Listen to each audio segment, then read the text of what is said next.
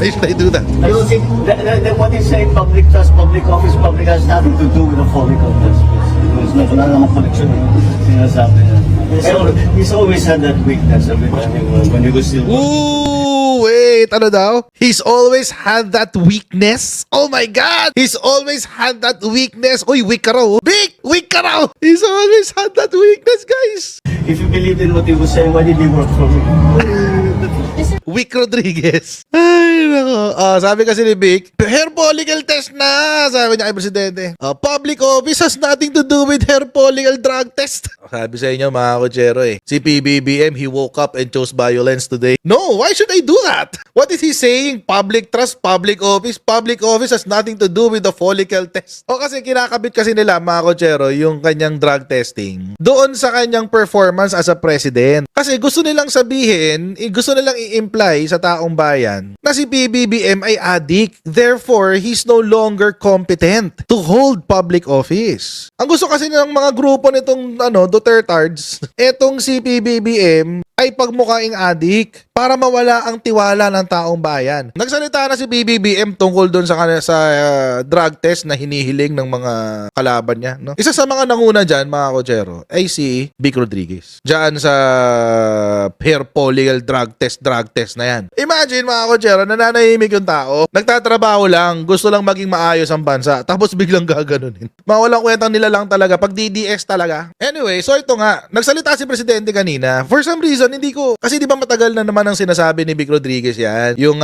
magpa-drug test daw si PBBM. Yung credible drug test, yun ang sinasabi niya Palagi siyang ganun, yung credible drug test. Oo, balikan natin yung balita. Last year pa yan XES Vic Rodriguez urges Marcos to undergo credible drug test. Alam niyo, nakakatawa dito kasi kay Vic Rodriguez, mga kotsero. Nung tumatakbo si PBBM na kandidato bilang presidente, siya pa yung nangunguna na magsabi na si PBBM ay hindi addict. Siya pa nga yung nagpunta sa NBI para pasinungalingan yung mga akusasyon ni Rodrigo Roa Duterte. Alam nyo kasi kung tutuusin, mga kotsero, kay Digong naman talaga nag-umpisa yan, chismis na yan. Nung tumatakbo si PBBM, nagsalita itong si Rodrigo Duterte. Ang sabi niya, meron daw isang presidential candidate, isa sa mga pinakamalakas, number 1, weak leader daw siya. Pangalawa, nagko-cocaine. Pero dun sa weak leader, pinangalanan talaga niya si PBBM. Pero dito sa cocaine, hindi niya sinabi na si PBBM. Pero by virtue of the clues na binigay ni former president, si PBBM yung kanyang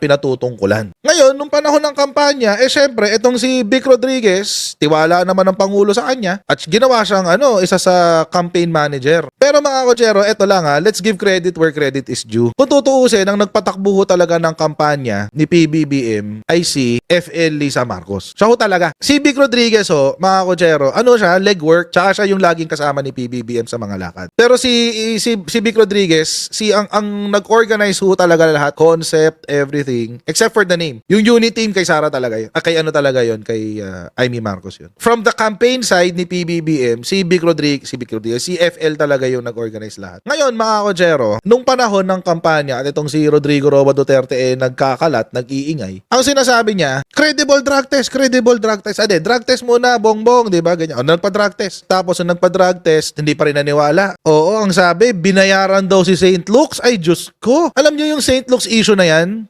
Natapos lang, alam nyo kung kailan? Nung hearing ng PIDEA Leaks. Imagine gaano nakatagal yun simula nung natapos yung kampanya. Anyway, tapos mga kotsero, after nung pumutok yung PIDEA Leaks na rin na issue na yan. Kasi sinabihan ni Rodrigo Duterte, sabi ni Digong, may presidente tayong addict. Ang sabi, doon ang nauso yung hair follicle drug test. At ang nag-umpisa talaga niyan ay si Harry Roque. Syempre siya yung siya yung propaganda siya yung mouthpiece propaganda mouthpiece ni Digonggong Pero minsan nag-aaway sila ni Panelo. Pero mukhang nakakay Panelo na ang corona. Wala na kay Torny. So, si PIDEA Leaks. And then, mga kotsero, di ba hindi sumasagot si Presidente dyan Minsan tinawa-tawanan pa nga niya Sabi ni Presidente kay Digong, it's the fentanyl talking, blah blah blah, and everything else. And matagal nilang pinopropaganda yan up until until last week. Sabi niya sa isang interview, etong si Vic Rodriguez, na hindi ko alam kung saan siya na-interview, pero sinabi niya sa isang interview na dapat daw i-establish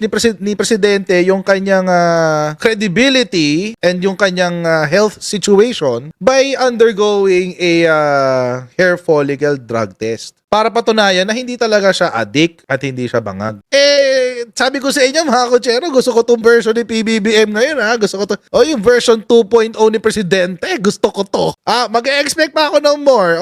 More pa po, Mr. President. I like this. He woke up and chose violence. Kanina, nagbitaw na naman ng pasabog. Siguro napupuno na rin si PBBM no? Baka matagal na rin siya nagpipigil. Pigil siya ng pigil.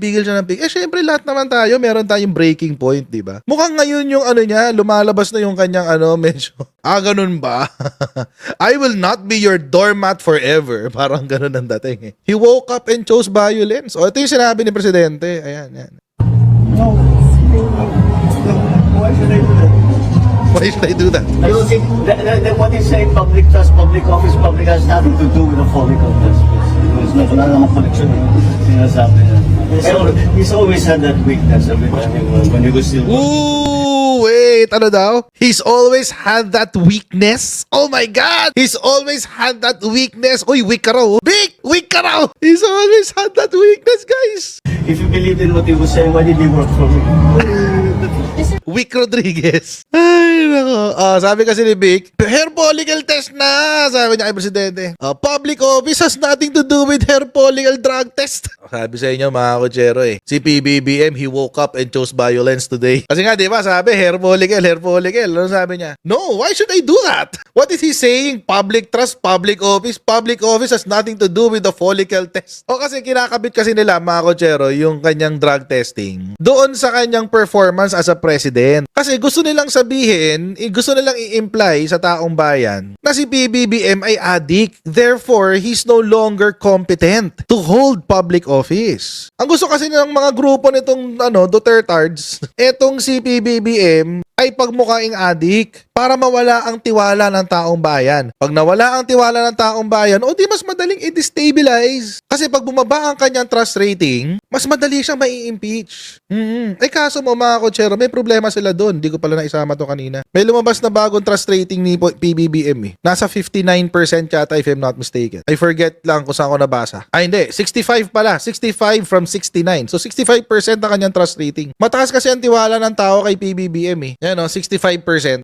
Bumaba man, pero 65%. Hindi katulad nung kay Sara. Yung kay Sara kasi bumagsak ng 49% from 59. Siya yung 59. So ayan. So kay PBBM, 65%. Ang gusto nila, bumaba ito. Bumaba pa. So mga kutsero, ito yung gusto kasi mangyari ng kampo ni Rodrigo Duterte. At ginagamit niya yung kanyang mga alipores na galit kay PBBM. Tulad ni Vic Rodriguez. Sabi sa inyo, tayo na lang kakampi ni PBBM. Yan to, dati niyang tao yan. Dati niyang kaibigan. Tagal-tagal nilang magkasama. All of a sudden, biglang ganyan, di ba? Buti na nagsalita si PBBM na finally, buti na-address niya itong issue na to. Ang gusto kasi nilang sinasabi nila, Marcos made a statement in response to Rodriguez's renewed call for him to undergo a hair follicle drug test, citing the constitutional principle that public office is a public trust. Marcos slammed Rodriguez for making such a call, saying the former palace official would not have worked with him had he believed that he was an illegal drug user. Wala namang koneksyon yung sinasabi niya. He has always had that weakness. Ayun. When he was working for me. Yun ang weakness niya. Marami siyang sinasabi na walang connect sa actual issue. Ibig sabihin, mahilig talaga siya mang-gaslight. Mahilig siya mang-intriga. Yun ang weakness ni Vic Rodriguez. Magaling lang siyang gumanon. Magaling lang siyang kumuda. He has always had that weakness when he was still working for me. If you believe in what he was saying, why did he work for me? Bakit nga naman nagtrabaho si Vic Rodriguez kay PBBM? Bakit niya ikinampanya? Yun nga yung doon, nakakatawa doon Bakit niya ikinampanya? Para manalong pangulo. Bakit niya ikinampanya? Kung totoong adik. Wala pa si Vic Rodriguez Pero in fairness to Vic Rodriguez, magaling siyang mag-imbento ng kwento. He's quick on his feet pagdating sa kwentuhan. Quick-witted siya Kapag may interview sa kanya, mabilis siyang sumagot. Mabilis, very spontaneous. At magaling siya magpaikot ng kwento. Yun nga yung weakness niya Puro kwento. Puro nganga. Walang gawa. Puro kuda. Walang lakad. Magaling siya magkwento. Nakakakumbinsi siyang magkwento. Kaso nga lang mo, mga kutsero, siya rin ang nahuhuli sa kanyang sariling kasinungalingan. Tingnan nyo, ito may papakita ko sa inyong video. Interview to sa kanya kahapon. Ano? Attorney Rodriguez, in your book, Kingmaker, I remember reading it last year. You gave Thank you. details on how key personalities Tatanungin lang siya tungkol dun sa libro. Sinabi nung host, I read your book last year. Thank you. Hindi ka talaga makapaghintay na makapagsalita ka. Kailangan talaga. At saka ate naman, pinagkaksayahan mo ng oras yung Kingmaker na libro. Bakit mo pinagkaksayahan ng oras yun? Diyos ko naman. Ako nga, hindi ko nga hinawakan yan sa bookstore kahit nakikita ko eh. Kasi alam mo nang manggagaling sa manipulator sa sinungaling. Basta galing kay Vic Rodriguez kasi sinungalingan niya.